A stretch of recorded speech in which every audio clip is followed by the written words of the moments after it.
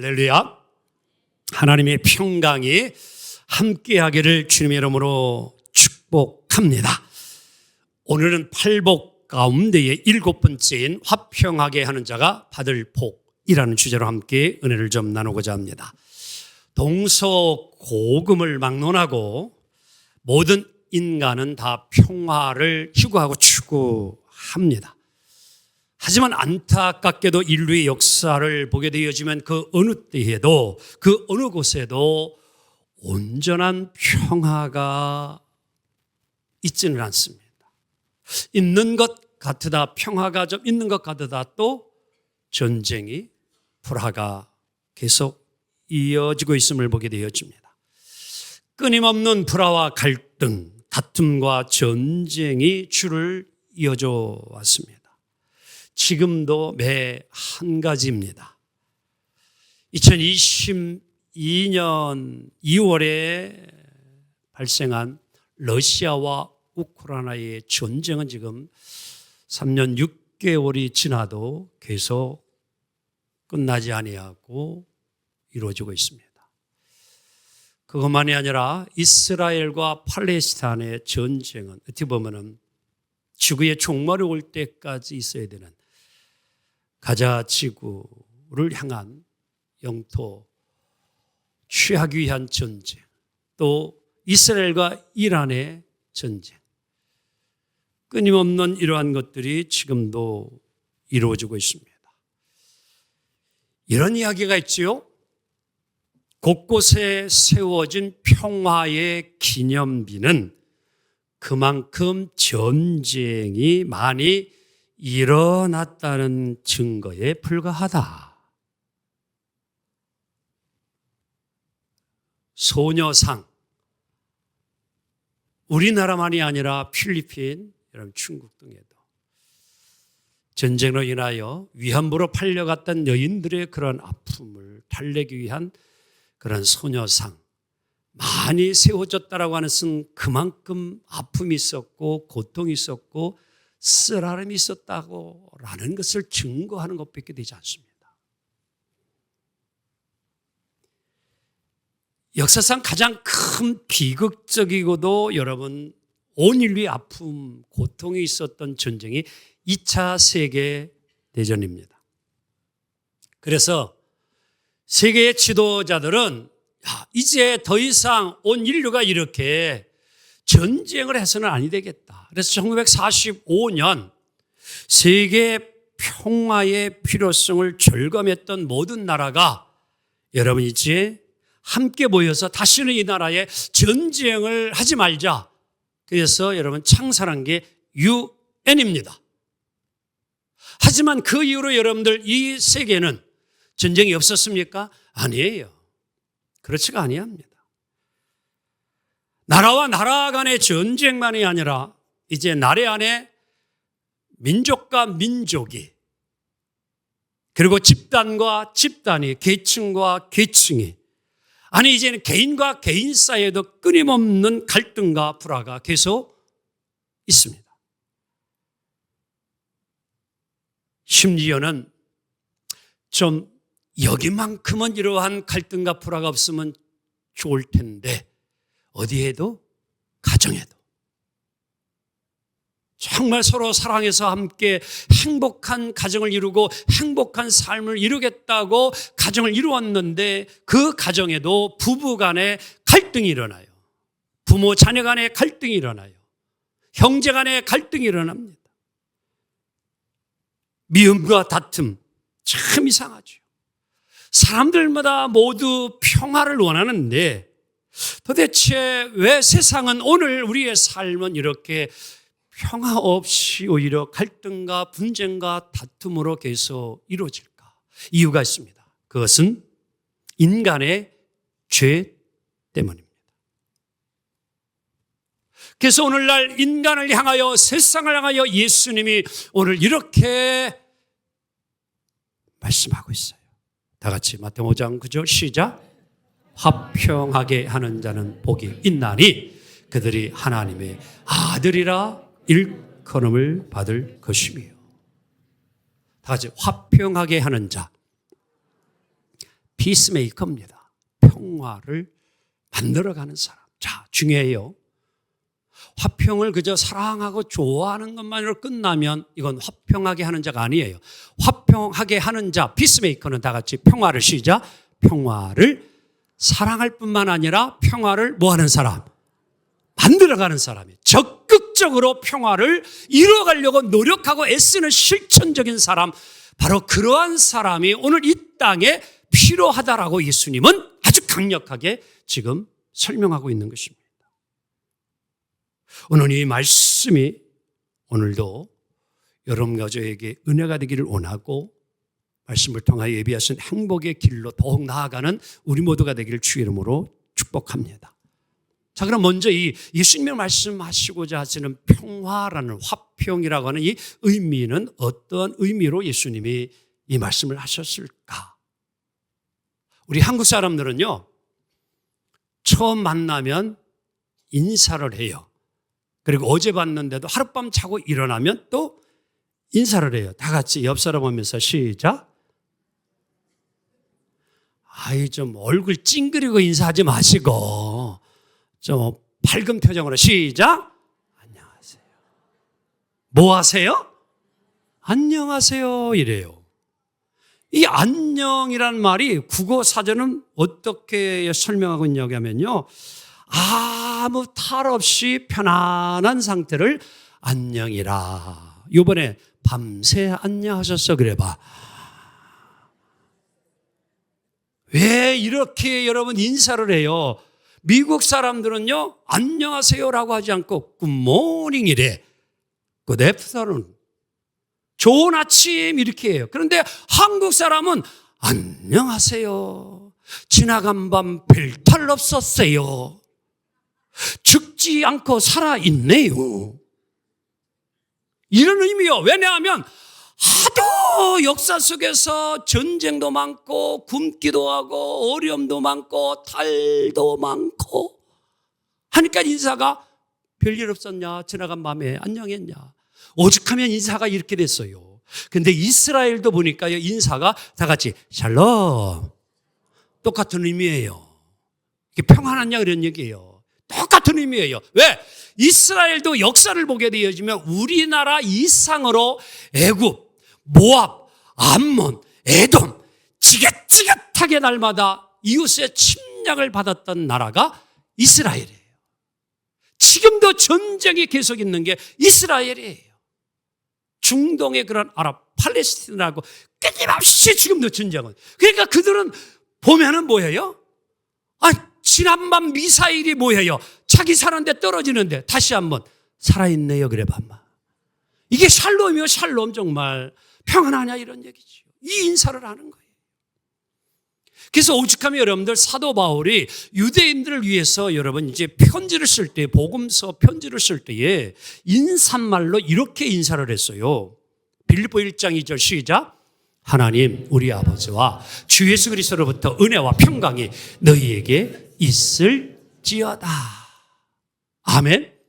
우리 예수 믿는 이들은요, 오늘 바울과 같은 삶을 살아야 돼요. 어느 집 가정을 가든지 어느 식당을 가든지 우리는 이렇게 여러분 기원해주고 축복해 줄 수 있어야 돼요. 아버지와 예수로부터 오는 옆 사람 보면서 은혜와 평강이 그대에게 있을지어다. 이 가정에 있기를 원합니다. 이 사업장에 있기를 원합니다. 꼭 좀 그렇게 사세요. 그게 참 귀한 거예요. 또 데살로니가후서 3장 16절 보니까 이렇게 바울은 인사를 합니다. 시작. 평강의 주께서 친히 때마다 일마다 너희에게 뭐를 주시고 평강을 주시고 주께서 너희 모든 사람과 함께 하시길 뭐예요? 원하노라. 이게 뭐예요? 때마다 일마다 하나님의 평강이 함께 하기를 원합니다. 근데 여러분 이 하나님이 주시는 평안은요 환경과 조건을 초월하고 있어요. 오늘 하나님이 주시는 평강은 세상이 주는 평강과 전혀 달라요. 평화와 전혀 다른 거예요. 우리 영혼에 부어주시는 하나님의 평안은 여러분 환경과 상관없이 주어지는 놀라운 능력을 의미합니다. 그래서 바울은 빌립보 4장 7절에 모든 지각에 뛰어난 하나님의 평강이 내 마음과 생각을 다스리시리라. 여러분, 목사는 전혀 염려와 걱정을 하지 않고 삽니다. 아멘이요? 아멘 아니에요. 목사도 염려 오고 걱정도 와요. 목회하다 보게 되어지면요, 갈등도 있어요. 목사도요, 문제도 일어나요. 없으면 좋은데 이게 부부가 살면서 갈등 없으면 얼마나 좋아요. 그런데 뭐예요? 서로 갈등이 일어난다니까. 부부간에도 별것 같은 건 아닌데도 전자제품 하나 들어오면 여기 놓느냐 저기 놓느냐 때문에 싸워. 아주 웃기죠? 그거 여기 놓으면 어떻고 저기 놓으면 어떠? 근데 안 맞아, 서로 생각이. 그러니까 갈등이 일어나. 그래서 저는 아예 포기했슈. 여기 놓든 저기 놓든 그냥 살림하는 거는 그대가 하는 거니까. 어떤 땐 제 마음에 안 들 적이 참 많아. 저놈의 거는 저기에 좀 안 났으면 참 좋은데 늘 거기 놓고 사는데 그냥 포기하고 살아야 내 마음의 평화로다. 그렇게 사는 거예요. 목회하다 보면은요, 이 갈등과 문제가 많아요. 그러면 그걸 어떻게 해결하느냐, 이 목사는. 여러분, 다른 거 없어요. 빌립보 4장 6절에 너희가 아무것도 염려하지 말고 오직 모든 일에 기도와 간구로 너희 구할 것을 감사함을 아뢰라. 그러니까 그 약속을 믿고요, 갈등과 문제를 가지고 이 강단에 와서 하나님 앞에 하나님 이러이러한 것 때문에 저 지금 고민하고 있어요. 너무너무 갈등이 심해요. 이걸 어떻게 하면 좋을까? 하나님 막 그 문제를 가지고 갈등을 기도하면은요, 놀라운 일이 일어나요. 하나님 기도하면은요, 내 마음이 답답하고 힘들거렸는데 기도하고 나면은 놀랍게 내 마음에 하나님이 평화를 줘요. 평강을 줘요. 저만 그렇게 기도 복이 오지요? 그럼 누구도 다 같이 나도 그래봐. 이거는요, 목사 저만이 아니라 누구든지 하나님이 주시는 평안이에요. 이걸 놓치지 말아야 합니다. 하나님은 누구에게든지 이 하늘로부터 오는 평화가 있는 거예요. 그래서 요한복음 14장 27절에 두려워하고 염려하는 제자들에게 이렇게 말씀해요. 평안을 쉬자. 평안을 너희에게 끼치노니 곧 나의 평안을 너희에게 주노라. 내가 너희에게 주는 것은 세상이 주는 것과 같다 같지 않다? 같지 아니하니라. 너희는 마음에 근심하지도 말고 뭐 하지도 말아라? 두려워하지도 말아라. 아멘. 나의 평안을 너희에게 주노라. 하늘로부터 오는 평안이 너희에게 임하리라. 세상과 다른 평안을 하는 거예요. 이 평안이 여러분에게 넘치길 주 이름으로 축복합니다. 여러분, 평안은 주님으로부터 오는 거예요. 그래서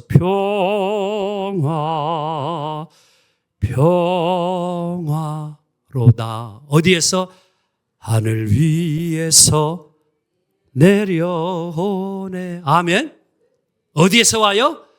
하늘 위에서 하나님이 주시는 평안. 이 평안을 오늘 예수님은 이야기해 주고 있는 거예요. 환경과 조건을 추월하여 주님으로부터 오는 이 평안. 여러분, 이 평안을 누리며 이 땅을 살아가길 주 이름으로 축복합니다. 그럼 누가 이러한 화평케 하는 자가 되어 살 수 있을까? 어떤 사람이 화평하게 하는 자, 피스메이커가 될 수 있을까?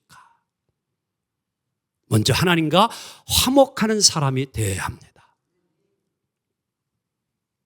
우리가 잘 알듯이 성경은 창세기 3장을 보게 되어지면 아담과 하와가 원죄를 짓는 이야기가 설명되어져 있습니다. 선악을 알게 하는 열매를 먹지 말라, 먹는 날에는 죽으리라 했는데 그 말씀을 불순종하여 따먹음으로 죄인이 되어지고 에덴 동산으로부터 쫓겨납니다. 분리가 되어져요. 이걸 먹는 날에는 죽으리라 했는데 여러분들, 에덴 동산에서 하나님으로부터 분리가 되었다고 하는 것은 죽음을 의미하는 거예요. 오늘 여러분과 저는 지금 영혼육이 이렇게 있어요. 그런데 지금 내 안에 있는 영이 나를 떠나면 그 순간 분리가 되어지면 우리는 뭐예요? 죽는 거예요. 그래서 마지막 여러분 운명했을 때에 마지막 결정을 내린 게 뭐냐? 숨이 있느냐 없느냐예요. 그게 영적으로 성경에 푸뉴마라는 거예요. 다 같이 푸뉴마. 생기, 호흡을 불어넣어 준 거예요. 근데 그것이 나로부터 떠나면 그거는 이별되어지면 죽음이에요. 그게 아픔이에요. 내 사랑하는 남편하고 헤어지는 거, 영원히 헤어지는 거, 죽음이요. 그게 바로 별거 아니에요. 죽음이에요. 나를 떠나는 거예요. 그러면 하나님과 오늘 인간이 왼수가 됐어요. 그럼 이것을 어떻게 해결해야 되느냐? 화목하게 해야 되는데, 자, 결국에 그래서 하나님과 인간은 뭐가 되었는지 바울의 표현대로 로마서 5장 10절에 우리가 뭐 되었을 때? 원수 되었을 때. 자, 그것만 봅시다. 그러니까 하나님과 우리 사이가 죄로 인하여 원수가 되어졌어요.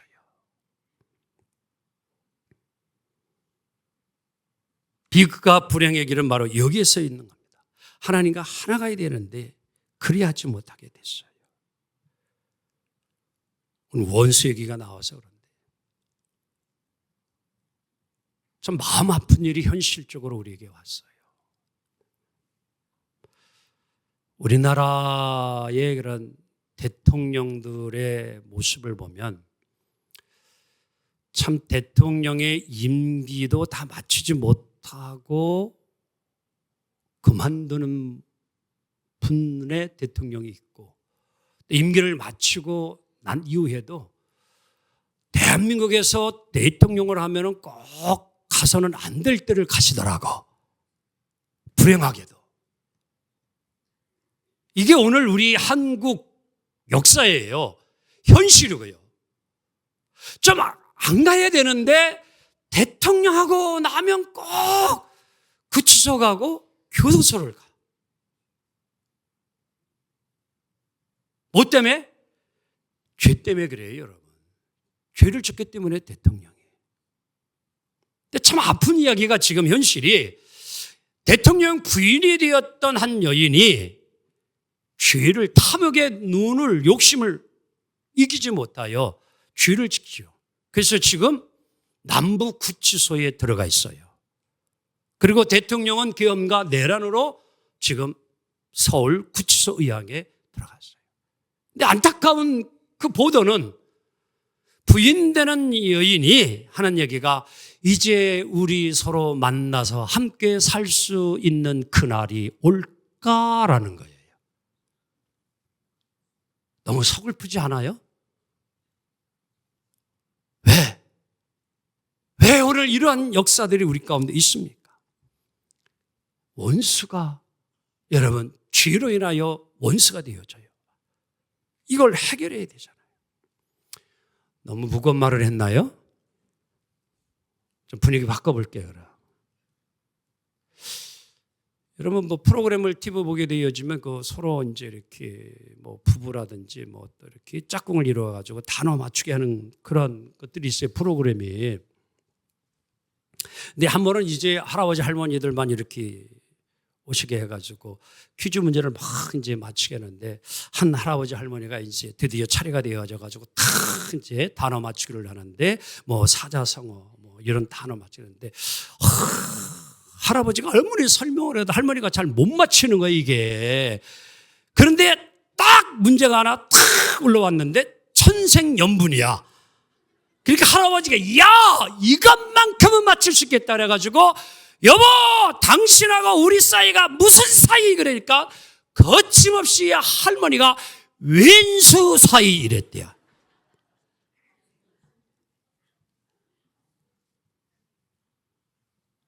이걸 어찌하랴.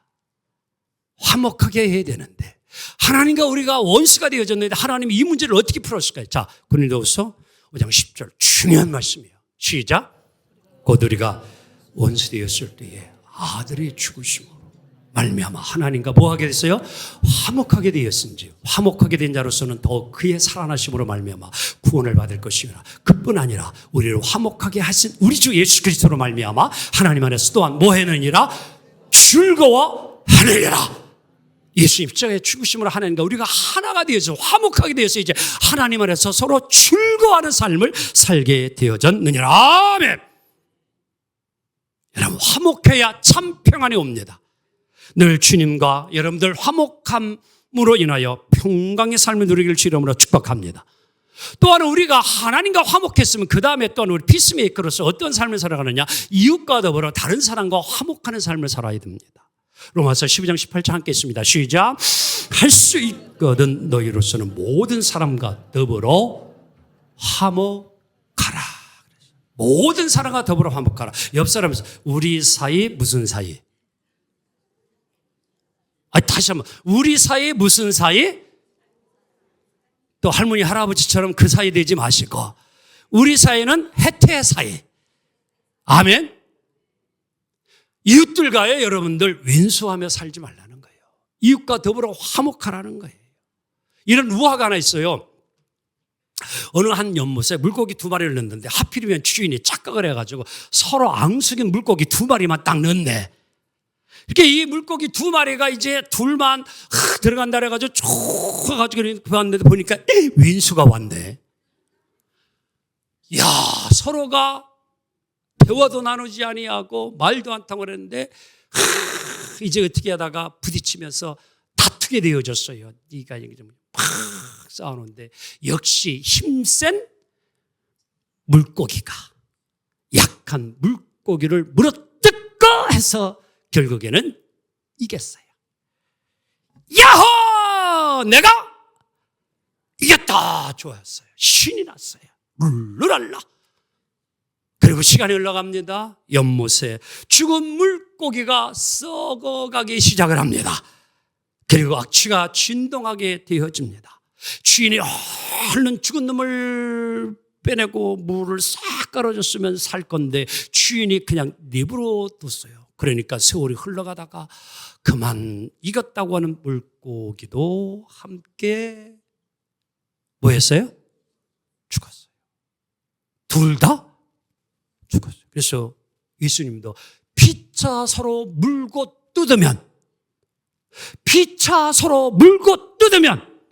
멸망할까 죽을까 뭐하라? 조심하라. 예수님 그 말씀 줬잖아요.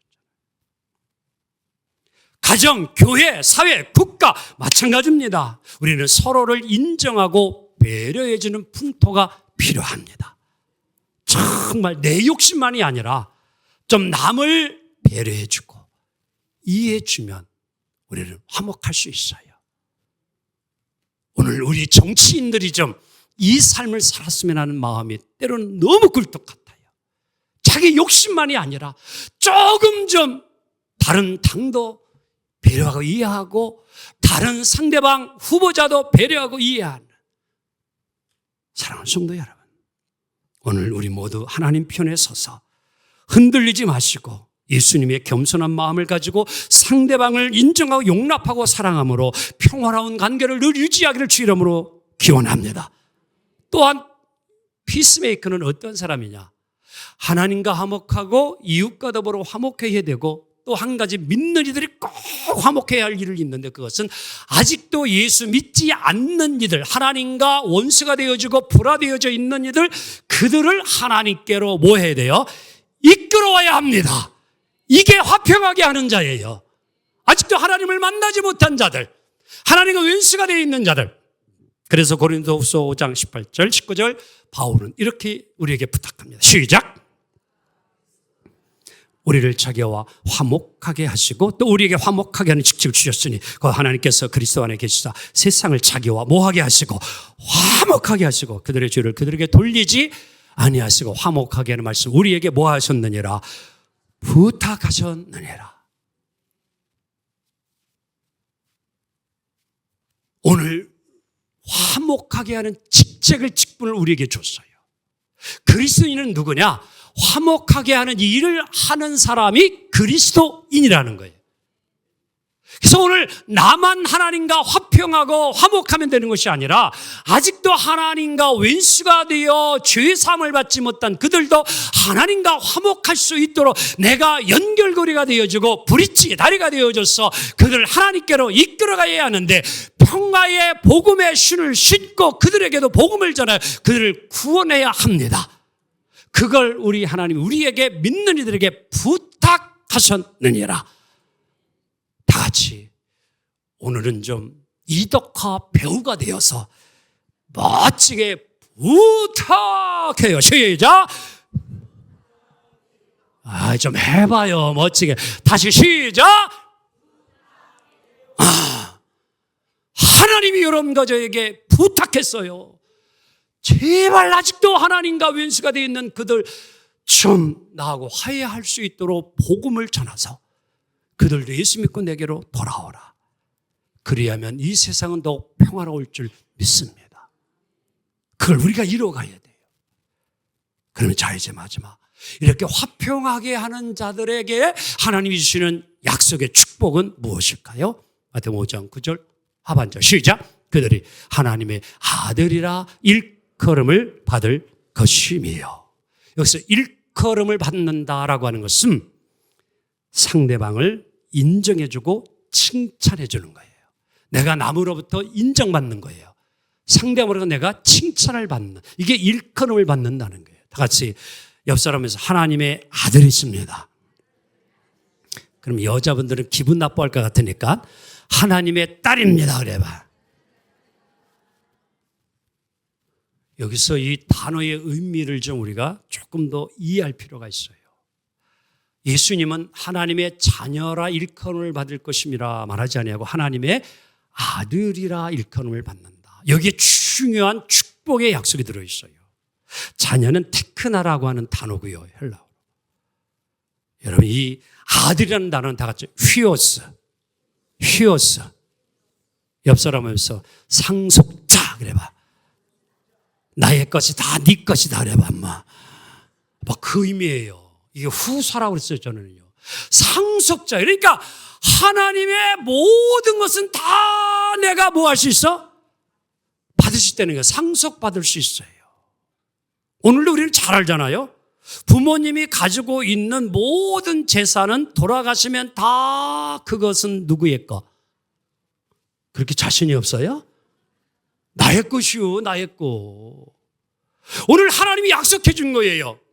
화평하게 하며 살아가는 피스메이커들은 하나님 나라가 너의 것이라.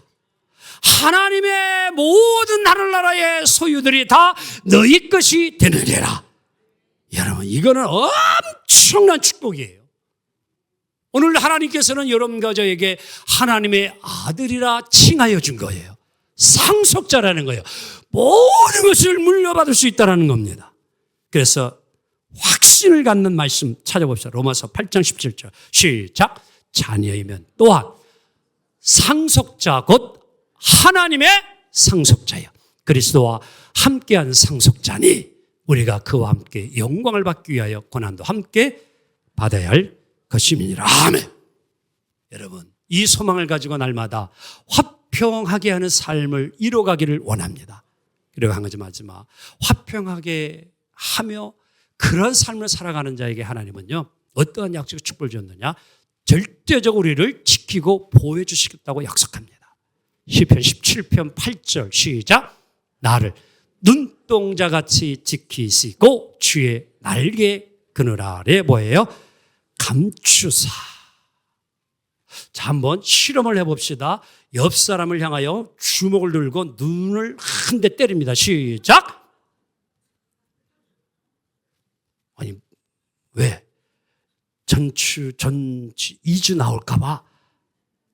다시 한번 오른손 주먹을 들고 시작. 그러면요, 나도 모르게 이 눈이 뭐예요? 나도 모르게 깜빡해요. 그러면서 눈동자가 다치지 않도록 뭐예요? 쉽게 보호해 주는 거예요. 저는요, 경험을 했어요.